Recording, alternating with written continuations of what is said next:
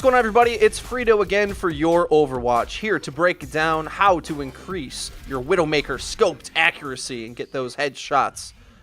First, we probably want to talk about why it's important to care about your scoped accuracy. Obviously, a lot of statistics can be manipulated and inflated and sometimes don't mean everything that you think they might mean, like kill-death ratio or other statistics like that. But scoped accuracy will help you find out if you're being efficient with your Widowmaker play.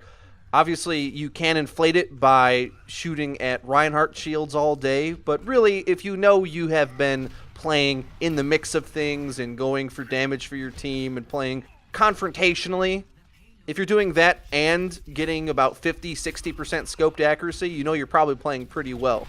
Critical hit accuracy is good as well, but the reason why I would focus on scoped accuracy is because you just want to get damage on target in this game. Mostly because if you charge up enough, you're going to do a big chunk of damage, and every hit you make will help build your ultimate, which ultimately will make you the biggest impact that you can be for your team. And once you start to master Widowmaker, then you can know when to go for those headshots, and once you get more comfortable in doing that. It's far worse to go for a headshot and miss rather than let your scope charge up to deal more damage and at least land that shot. So that's why I would advise for new players trying to get a handle on Widowmaker, worry about that scoped accuracy first, and then when you can do head hunting, go for that play and challenge yourself beyond that. The next thing you're going to want to worry about is finding your correct sensitivity. As someone accuses me of having an aimbot for hitting way too many shots, that's what this guide will give you, ladies and gentlemen.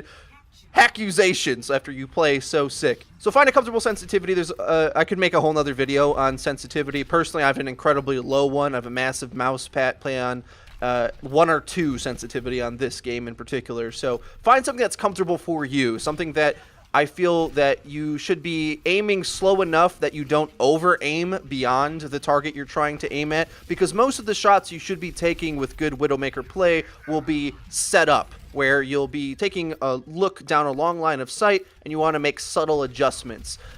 Big pro players like Reaver might be able to do some sick flick shots, but I actually don't think it's that necessary in this game with the way that there's tanks in the front and you're more of a backline character all the time. Shouldn't have to worry about that until you get into much more advanced levels of play.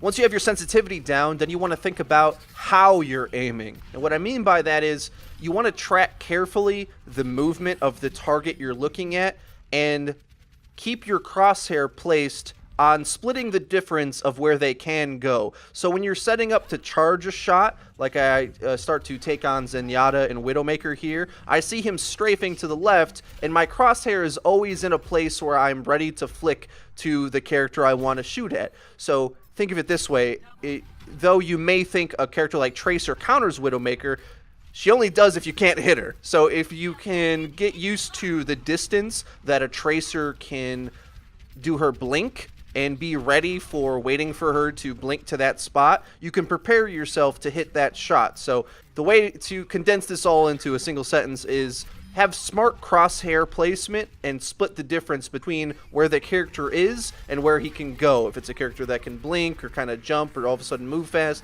then you can prepare yourself for that shot. And my advice is always take a shot as soon as you have it. You may think it's best to wait fully for your scope to charge up, but as I said before, it's better to just get damage on target more efficiently, because you don't know if you're going to get that shot again. For all you know, a character might come and shield that player, or a Reinhardt might walk right in front of you.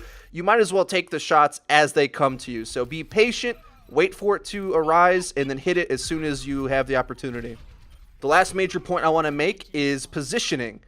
This is very important to increasing your effectiveness and, of course, scoped accuracy, because you want to put yourself in a spot where you're comfortable hitting the shots you're going for. Now, me personally, I think pretty crazy with Widowmaker right now, and I'm very comfortable playing her in every single position, except if it's like close range against the McCree, because I'm so confident in my shot that I know if I go head-to-head against something, I can go for a headshot and potentially win. Now, obviously, like May or McCree is going to neutralize me at close range, and you want to run away from that. But otherwise, know the characters you're going up against and be confident in your aim when you do it, because you start challenging every position on the map, then you're really going to take over the game. And I think being a Widowmaker player, you're going to want to try to edge yourself into that playstyle where you take just about every duel that comes to you, because if you try to play like it's Battlefield 4 and you play really far back all the time, you're not really going to develop that killer instinct ability to overpower the enemy team. And Widowmaker has that potential, and there's very few characters in Overwatch that even have the DPS ability to take over a game that way. So if you want to be Widowmaker, you have to almost cosplay Widowmaker. You have to wear the leotard and have your cleavage showing and be ready to rock and roll, because she's the character that can really take over and demolish the enemy team and make them have to adjust to her. Also, you'll see me in this gameplay a lot of times use my shift ability to get up on top of places or to quickly try to escape. Always keep that in mind, and you want to learn the different places on the map and where her hook auto selects to, because it doesn't go where you're pointing necessarily. It'll go to the ledge that's near what you're pointing at. There's a little bit of auto aim to that you want to get used to. And be mindful of where the cooldown sits. It's pretty long. I think it's like 12 seconds. So once it's ready, be prepared to put yourself in an aggressive spot, and as soon as it starts to get a little too much for you, you can always hook shot out of it. And on these last bits of gameplay on Control, normally, especially on the pro side of things, you won't see Widowmakers play on these small Control maps because it's pretty easy to flush them out. But on public match servers, I'm still having great success in taking Widow at any range, because she's the type of character that will exploit a team that doesn't work together. If players start to trickle out towards you one by one, the ants go marching one by one, you just take them out easy, because they have to coordinate in order to put their Reinhardts in front, or put a Winston shield down and have him jump at you, or tracers hunt you down. If those things aren't happening effectively, Widowmaker can play excellent on every single map. It really requires the other team to deal with her, otherwise she will just take things over. And in the same sense that you want to use your hook shot to get away when you feel things are getting too chaotic for you, you can also use it to press your advantage, because man advantage matters so much in Overwatch. As soon as you know that you're winning the engagement and you have one or two more players than they do, you can use your hook shot to get in an aggressive position or to flank at a weird off angle. Try to keep in mind the weird positions that you could take to flank the opposition. Because your rifle is so powerful, on just about any character that isn't ready for you, you can take them out with a careful headshot. So use your hook shot to get into those aggressive positions and be patient enough to go for the headshots when you're flanking, because as soon as you get that entry pick, the team fight is vastly in your favor, because you have a whole extra man that they don't, and you'll help your team snowball in team engagements. So those are my main tips. On these last few clips, I'm going to commentate my decision making and how you can try to replicate it into your own game, because again, this has been playing Control and you would think it doesn't work that well to use Widow on these maps, though I did hear that the pros use Widow on Ilios in particular, because there's so many rooftops and things to exploit. But I'll constantly be away from the control points, away from the main objective, because where you want to concentrate your positioning is areas where you can be far away but still see traffic. Widow's power is her ability to do far range damage, obviously, but also her hookshot allows her to get in weird positionings and be able to run away. So if you're a constant off angle attack from the main position of your team, it's going to have the maximum effect and always make the enemy team respect you.